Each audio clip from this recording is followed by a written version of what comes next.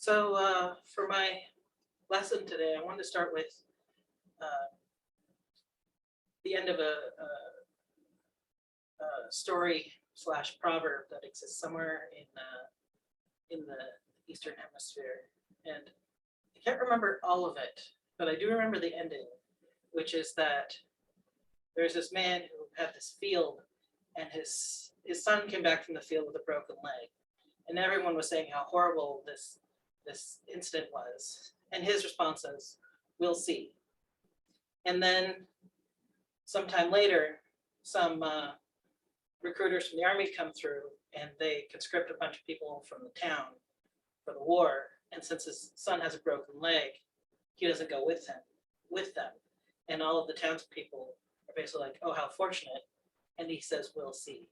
And that's where it ends. But there's a bit before that of events going back and forth in the same sort of vein, and the juxtaposition between the lesson and the gospel kind of reminded me of this, because to our mortal eyes and ears, actually accidentally creating the archon, chief archon, kind of a bad thing, and getting rescued and praising the light for all the stuff that Christ did to help you get to where you are now seems like a really good thing. And on one level, yeah, they are.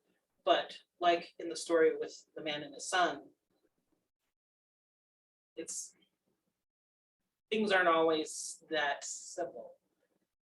It's like one of my favorite authors in one of his books, his main character says that he doesn't believe in happy endings. And it's not because he doesn't believe in the happy part, it's that he doesn't believe in endings.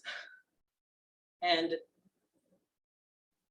life and reality kind of seems like that, and until everything is really over, it's hard to say whether or not any one thing is, all good or all bad.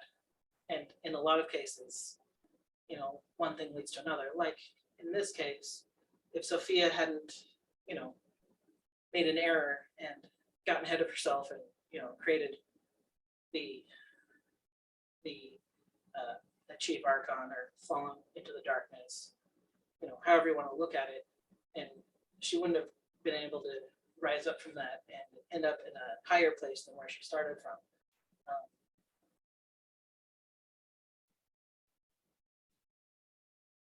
And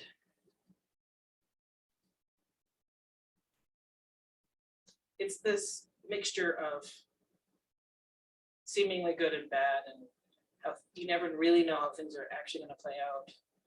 That, well, I've mentioned this probably several times before, but I tend to be something of a perfectionist. And I tend to not want to start something until I know for sure that it'll be a good outcome, or that I'll do it right, or some aspect of that. I know some aspect of perfection can be achieved.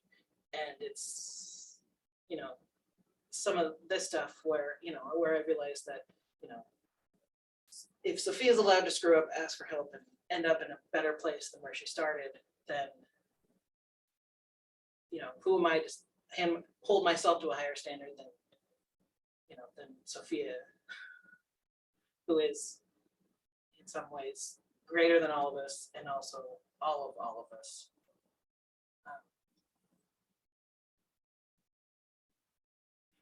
And it's also interesting because Steve was showing me some of the stuff from my solar return astrology chart. He was talking about how in my chart there's this balance between expansion and sort of